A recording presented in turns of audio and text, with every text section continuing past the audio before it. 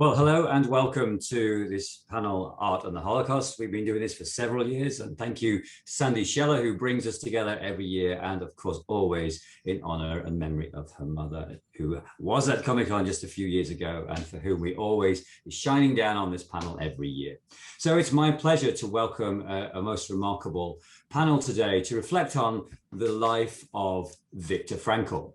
We're going to see some slides in just a second, and I'm going to introduce our remarkable panel to you. But I have to tell you that I am coming here as a genuine follower of Viktor Frankl. So I was delighted when Sandy Scheller proposed this panel. Not only that, because many of you may have seen the Man's Search for Meaning book, which you can get on bookshelves right now. And if you haven't read this book, you need to read it. But also I have the original, which is called From Death Camp to Existentialism. Yes, we are going to be spending time thinking about the life and work of Viktor Frankl. And to help us with that, we have today with us his grandson, Alex Vesely. Alex, thank you so much for joining us. We're going to be hearing from you in just a moment. You have to put up with me as the moderator. I am Stephen Smith. I am the executive director of USC Shoah Foundation. That's the collection of 55,000 testimonies of survivors of the Holocaust, many of whom went through situations just like Viktor Frankl, and tell their testimony to the world through that archive. We're joined today, of course, by Sandy Scheller. Sandra Scheller, thank you so much for always bringing us together every year. And of course, she is the Art and the Holocaust creator and founder for Comic-Con Inc., author of Try to Remember, Never Forget. That's about Ruth, her mother. And if you're in San Diego, Chula Vista, please go and visit the Holocaust exhibit. It's all about Ruth. It's a tremendous, really beautiful exhibition that you'll find in the Chula Vista Library. We are also joined, as always, by Matt Dunford, who is chairman of the San Diego Comic Fest. Matt is a talent relations coordinator at Upper Deck Entertainment, but as you're about to find out, is quite the aficionado of digging into comics the world over to find out their connection to the Holocaust, and there are many. And today we're going to be looking at some very unusual and interesting ways in which Viktor Frankl appears in the comic world. So let's get started. This is Viktor Frankl's book, Man's Search for Meaning. It was written in 9 days.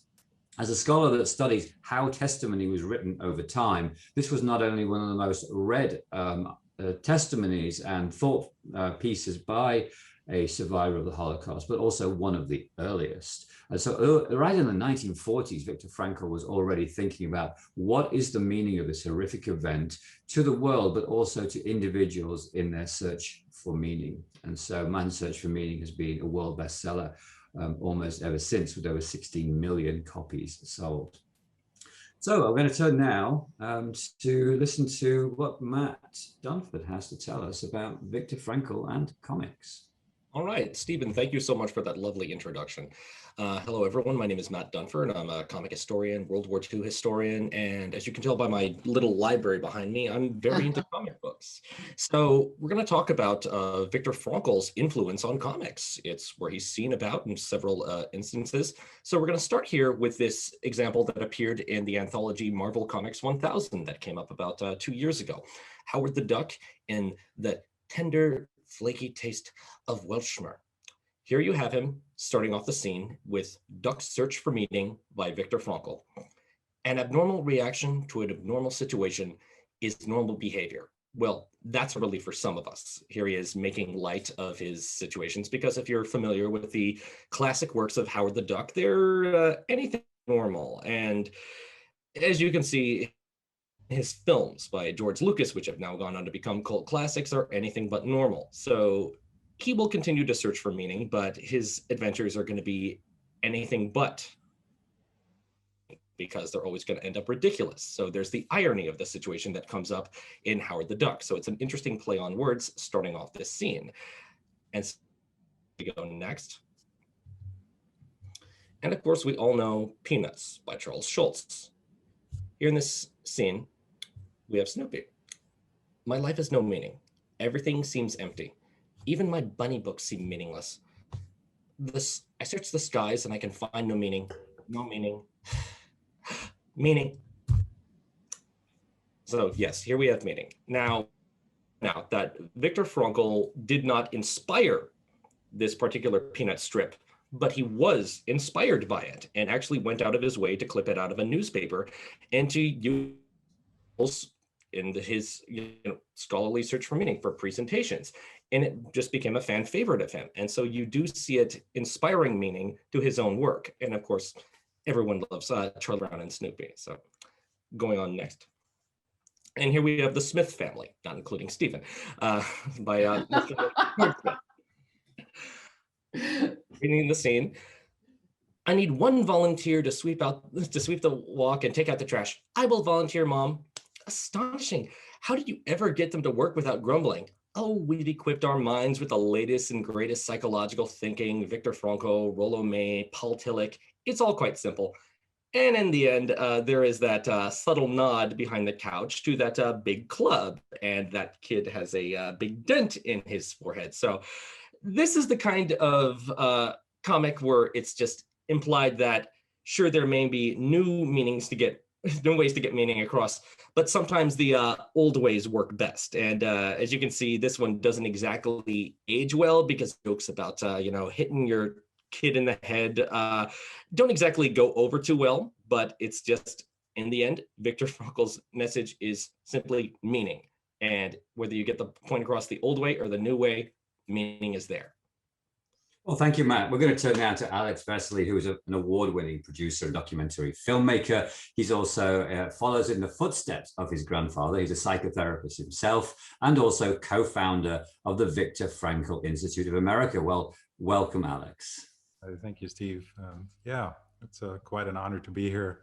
So let's just jump right into it. There you see little me, my grandfather. This was a gift that I actually still have. It was my first camera, a little Polaroid camera, and that kind of probably had an influence on my path into filmmaking. And I chose this picture also because it shows that not only was my grandfather a family man, but he did have an appreciation for the arts, for the visual arts, and he always supported that. He also got me my first video camera. So when he saw something was meaningful to someone, and especially in the family, he would nurture that and do his best to support that. I love the wallpaper. Was that in the home, or were you out somewhere at that time? No, that's in his home. That's the kitchen. Lesson number one is still there. My grandma still lives there. The wallpaper has changed, but the table is still the same. So here we have just a couple of pictures that kind of show the Viktor Frankl that is rarely seen. So that's kind of off stage. That's how I knew him a little later in his life. But you see, here he is. He's very musical. Here he is playing a guitar. He never formally had any training, but he could play the guitar just by ear, play the piano by ear. He actually composed a tango, believe it or not, and that just fell into his mind, or out of his mind one day, and also wrote little poets.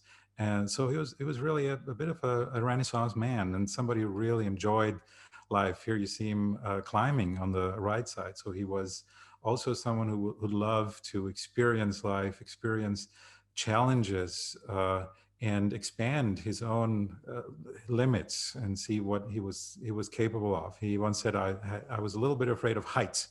And so what better way than to challenge that by seeking heights? And in the middle, you see him there, kind of dressed up like a cowboy. So he was in the US a lot, doing lecture tours and any kind of fun. And it was fun. And if it was seemingly meaningless, then that'd be great too, because he saw the meaning of meaninglessness, and that is a diversion, it is a distraction, and it just adds flavor to life. Next.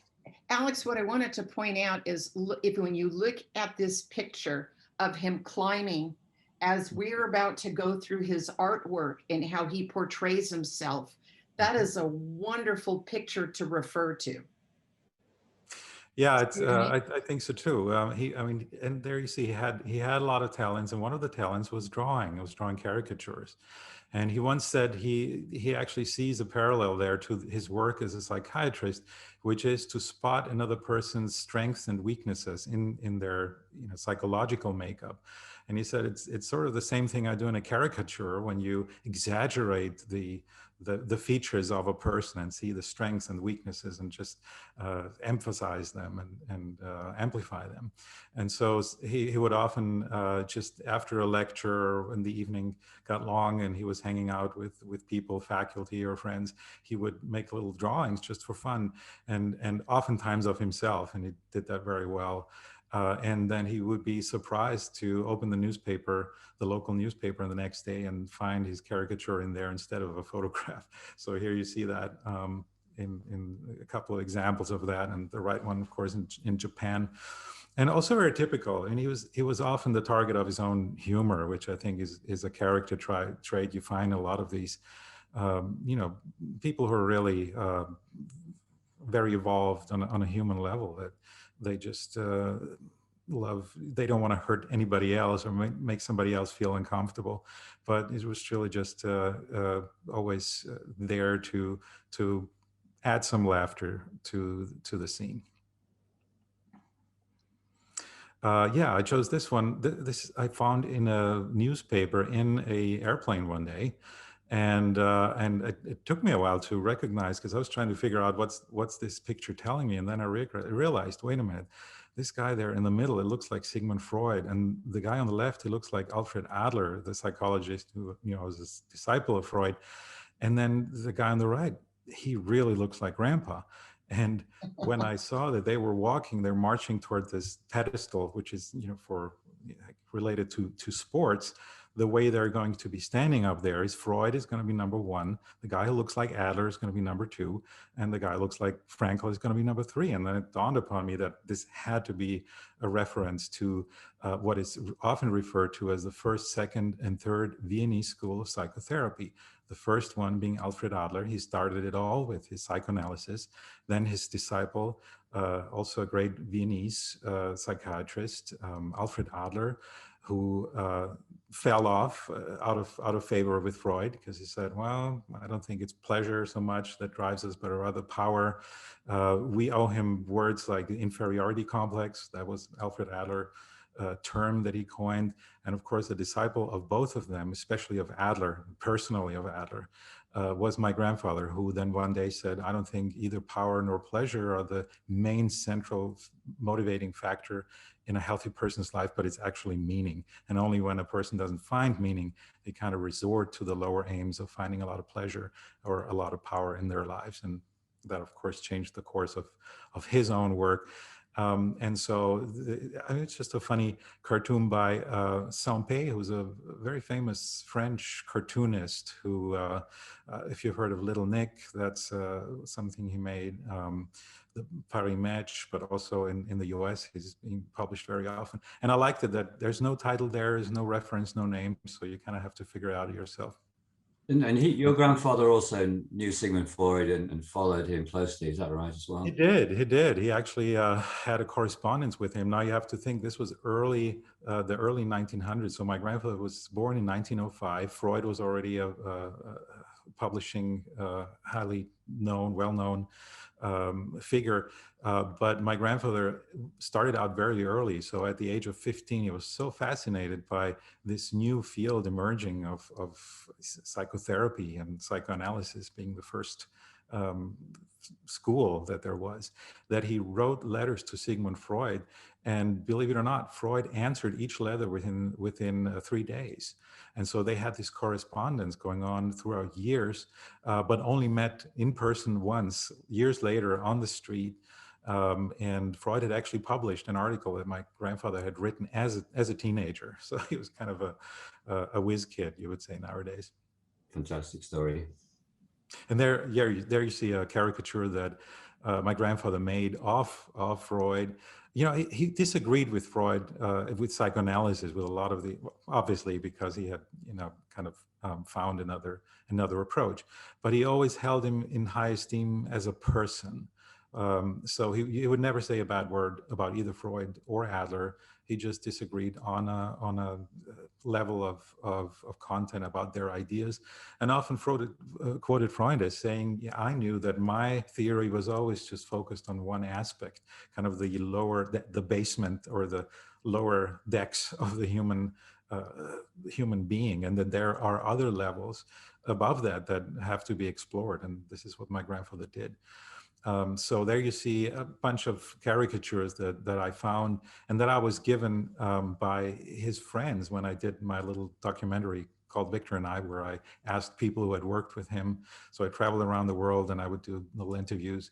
And every time, almost every time, somebody would say, "What?" They would say, "Okay, hang on a second, let me show you something." And they would come up with some caricature, and there you see them. Usually, he would draw them, and then he would draw him, usually a little bit smaller. I think we'll have another one coming up later, and tell a little story. Yeah, go ahead, I was Sandy. going to say, Alex, though, when you look at the drawing of Viktor, he really knew himself. He knew every aspect of him. That's what I loved about the rock climbing, where you see the portrait, and then you look at the this one, that we're looking at now. I mean, he really knew himself by drawings. He did, and he knew that he was not the typical athlete. That he didn't look like a mountain climber. He was not, and so yeah, it made it even more fun. Yeah, there you see. It's not a caricature, but I just thought this is kind of another example for how, in the beginning in the 60s, 70s, really, I mean, he started lecturing in the US in the 50s, but it was in the 60s and 70s that the name would frequently come up, and terms that he coined, like the existential vacuum, which he first described as, okay, there are several reasons why people can be frustrated and depressed, but one that is always left out is that it might not just be an emotional problem, but it might be an existential problems, and that if you don't find a center in your life, a meaning, something, a task that's really important to you, or another person that that you encounter that you love, then you're suffering from an existential vacuum, so an emptiness inside of you. And a vacuum, like any vacuum, it really sucks. So it kind of sucks in things that would otherwise stay outside, and that can be pathology of any kind. That can be emotional problems, and they usually go away, or they're not as prominent and not as dominant when somebody knows an important and strong task that's right in the center of their lives. And so this was an anti-smoking campaign when smoking was still much more a thing than it is now. So so I don't think I need to explain this one. So, but you see, he was quoted a lot, and there. Now we're jumping back again a little bit in time. So he always did caricatures, and he knew that one of the things that he lived, but he also included that in his therapy, and he was maybe the first to include that as of therapeutic value, the role of humor and how it helps us as human beings with our capacity to distance ourselves from our own selves and from our own situation, and how this distance can be a very healthy thing, especially in a situation of distress. And this is particularly significant because you see on the back, or rather the front of this was a piece of a recipe paper slip. And so this has his name on it. And his name was Viktor Emil Frankl, but now it's Viktor Israel Frankl. So that was already under the Nazi occupation, or Austria was already part of Nazi Germany. And he was not allowed to call himself a doctor anymore, which he was. He was a neurologist. If you ask him, he always said, I'm just a doctor. So he was now a Fachbehandler, which means a specialist for problems of the nervous system, or of the mind, of the brain. Dr. Viktor Israel Frankl, to kind of make sure that everybody knows that he's Jewish. And there you see he was head of the Rothschild Hospital, which was a position he was assigned to. It was an exclusively Jewish hospital, so he could only treat Jewish patients there. Amazing stories, actually, of how he helped to get people out who were doomed because their diagnosis was schizophrenia, which was a death sentence under the Nazis because they had no tolerance for mental disease. That was a ticket, to be exterminated. So he forged some diagnoses there, but that's a story for another day. There you see, zur ärztlichen Behandlung für Juden, so may only perform with Jews. So this was the time. This was 1941.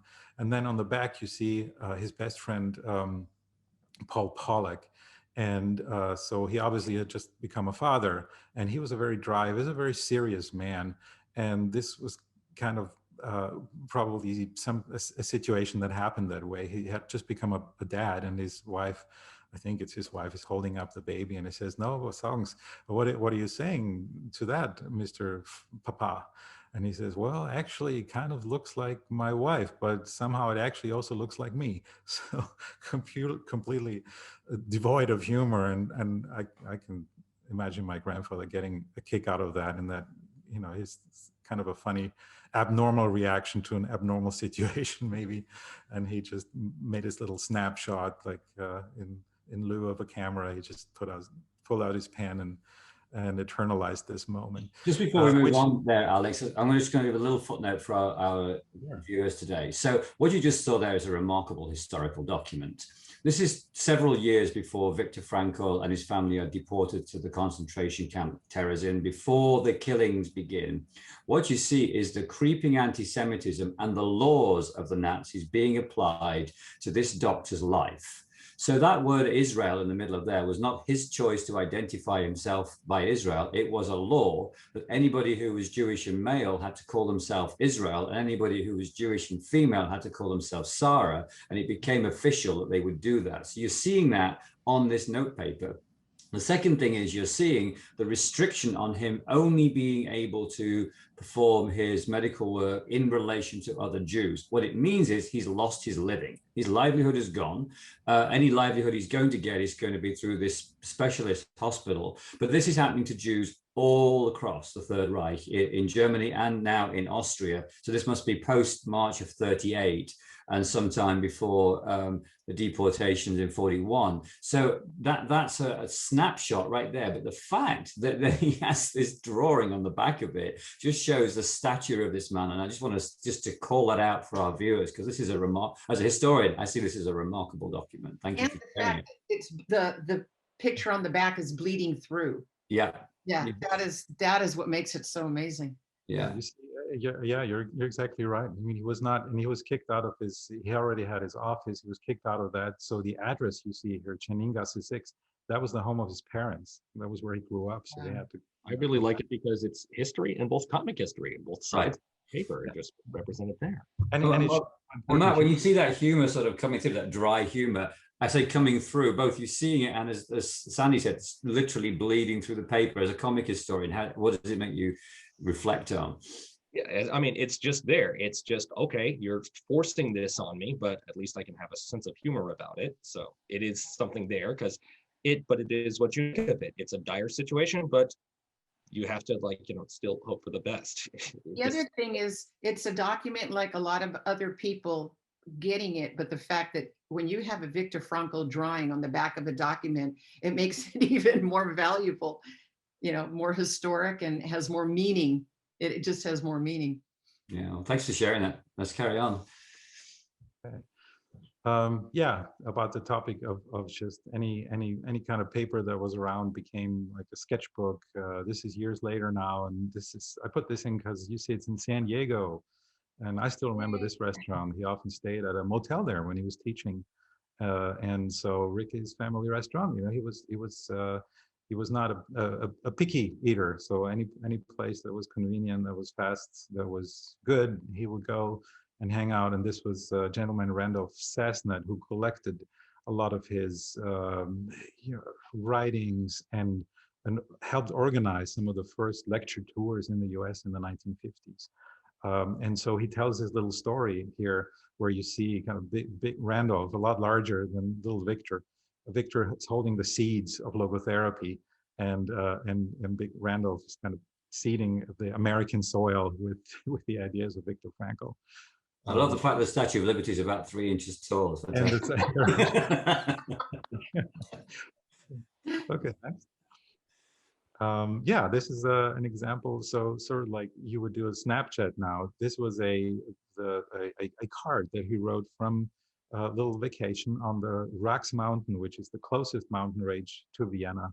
And he was happiest in the mountains. That was his time to uh, turn off and be somewhere else and just be in nature and climb. He really loved climbing. That just he said it centered him, it grounded him, it made him capable of just being in the moment, because you have to be so focused on what you're doing next and not falling off the cliff, that you can't think about your next book or some philosophical deep thoughts. And he enjoyed that, because that was as a yin and yang, and he was always in danger of getting lost in going too deep in thought. And so and again, he was very happy there. And so he just sent this little postcard, and he drew, instead of writing a whole lot on the back, he just drew himself climbing and said, greetings from the mountains. This was the address. You see, what that was already after the war. So these are the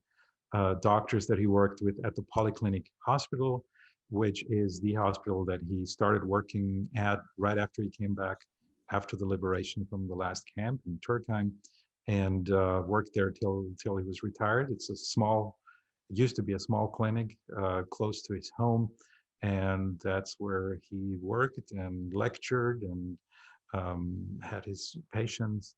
And in the weekends, he would be on the rocks. So this is a little slice of life of Viktor Frankl.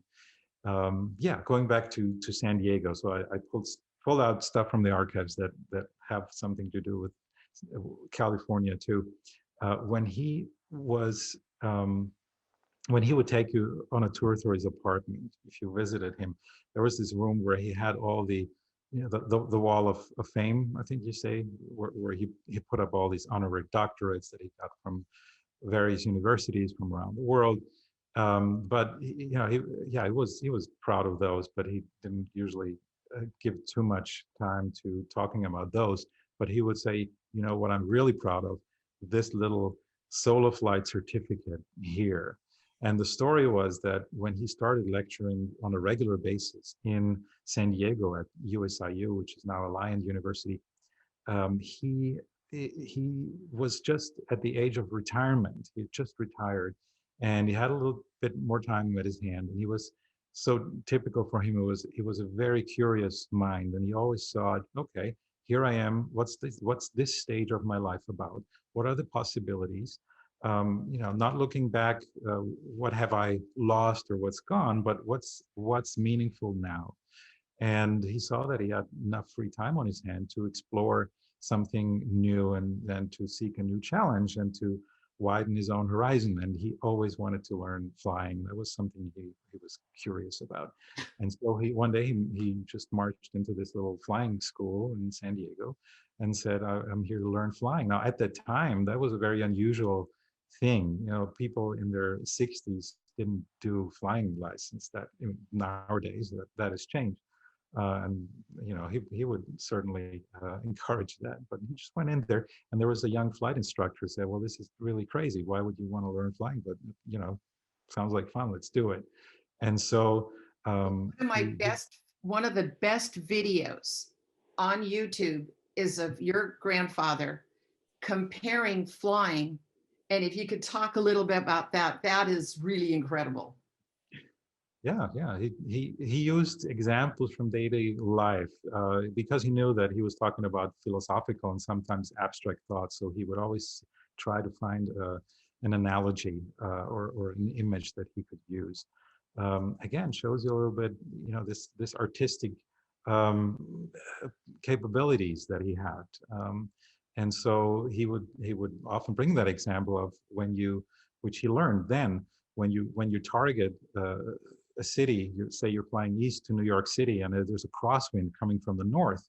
If you put on your compass the right numbers to fly exactly towards New York City, you won't end up there, because the wind is going to push the airplane south, and you're going to end up in, I don't know, in Miami, right, south there. So you have to put your compass on a target that's north of where you want to go, an imaginary location north, to compensate for that crosswind, which is going to lower you. So if you head somewhere north into an imaginary higher position, you will end up where you want to go.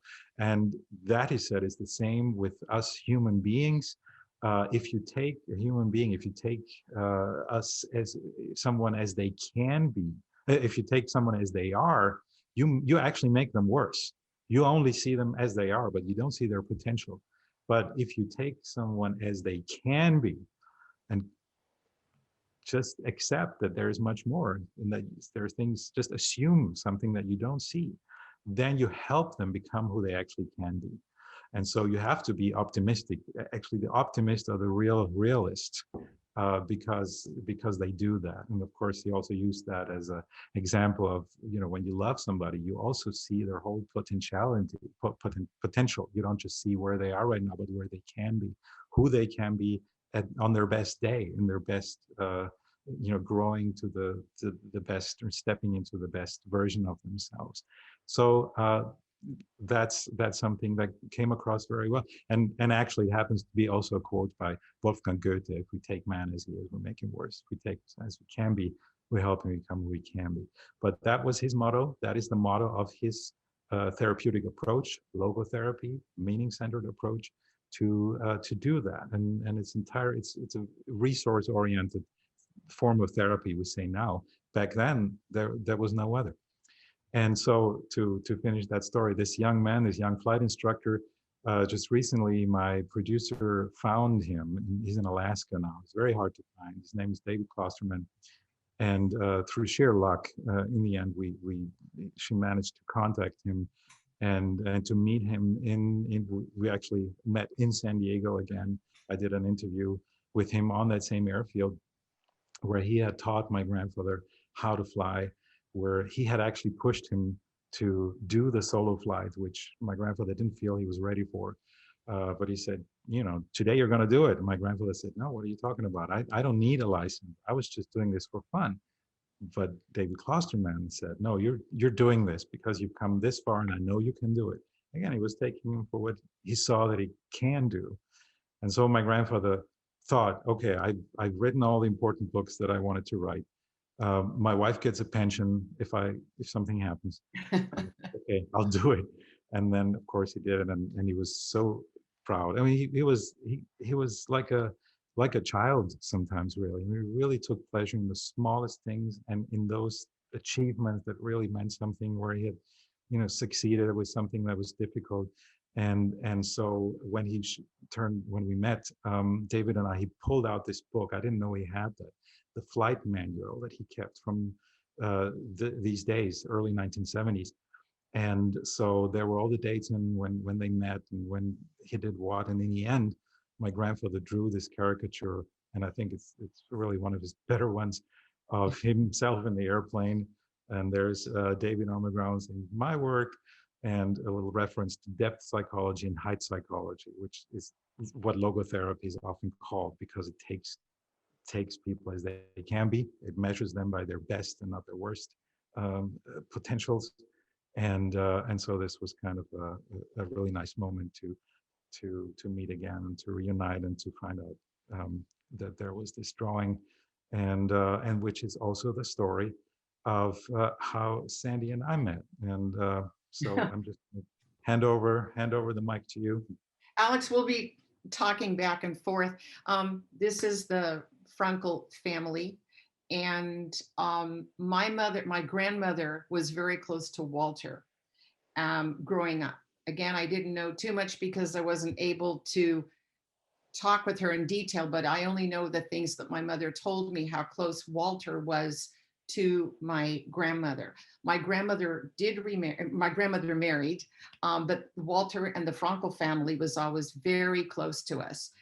This is before the concentration camp. You can see my grandmother on the right and her mother on the left. And this dear, sweet great grandmother of mine died in Theresienstadt, and she was about 69 pounds when she passed. how did we meet? Isn't this interesting? I'm going through different books and my mother's telling me, here's this original drawing of Viktor Frankl coming with his wife, Ailey, to our house every year. They came every single year at Passover. And what he did is he would draw these cartoons on either napkins and papers. And I remember my mother having them. And one day I put this particular drawing on the Viktor Frankl Facebook page and said, I think I have something you don't have. And this is how we became friends, Alex and myself, in so much as trying to continue figuring out some of the stories. Example, when after the concentration camp, Viktor Frankl placed my grandmother in a mental place.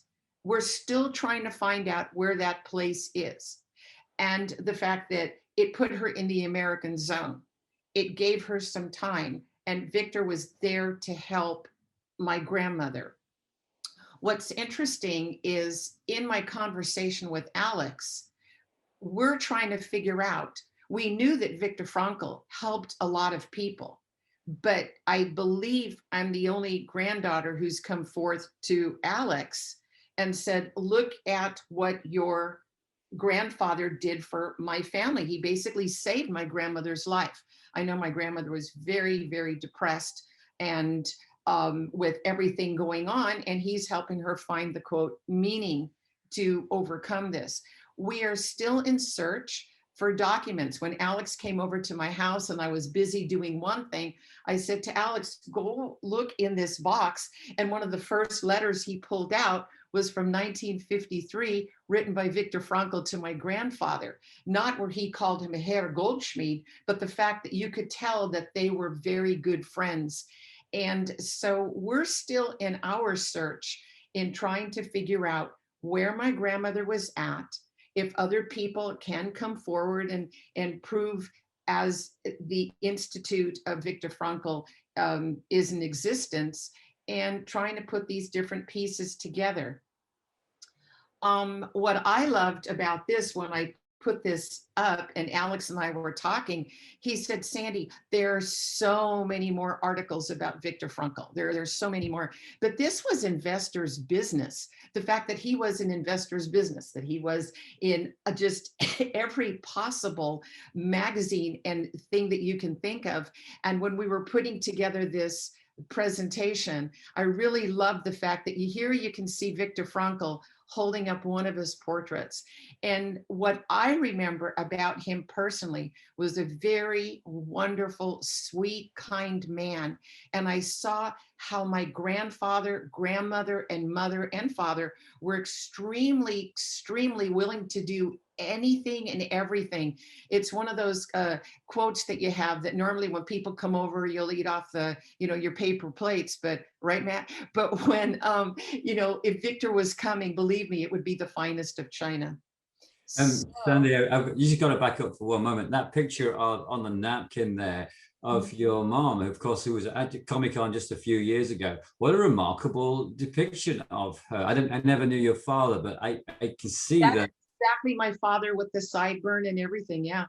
It says there, Mr. and Mrs. Lax on the left. Matt, when you see an artist like this who just cannot help himself, even at the dinner table, like drawing what's going on, what does that tell you about him as a creative? Well, I mean, he wants to immortalize the moment and, make light of the moment and, just have a sense of humor about it. And so, original art is always a nice memento that you see there. And of course, just, something to remember the occasion, remember the moment, and just make people smile. I mean, what's the, it's the point of general cartooning. And it's just, you take these things, you put them in frames, you hang them on your refrigerator wall. It's like there's different degrees of things. And of course, you wait long enough to become a historical piece. Yeah. And it's just like, and the same is true here. And I love the fact that he's actually, leaving this as a little thank you note. It's sort of like immortalizing that moment as a thank you moment for them. And here we are, like how many years later, Sandy? This was his way of saying thank you. Not only that, Alex, you said something earlier that he would run into Ricky's, get something to eat, but the fact that he really showed his love for this wonderful matzo, matzo ball that he's holding up. which again, this is history that we're trying to give to, in our legacy and what we do. And even in the exhibit, Ruth, it's not just about my mom. It is about the Holocaust survivors and different people that touched the lives, which is so important. Yeah, this has been a journey, and I'm continuing my journey. I made a promise to Alex that I'll continue finding my documents, and I know that Alex will do the same thing. I won't be surprised if I get a phone call and said, Sandy, I figured out where your grandmother was institutionalized at the time, and that is the search. Well, thank you, Sandy, for bringing us together. Matt, as a final comment from you, when you think about Viktor Frankl, when I think of comics, I don't think of the psychotherapist who draws on napkins. Just talk us through, what does it mean for an artist who's informally documenting life? How does that play into our world of comics?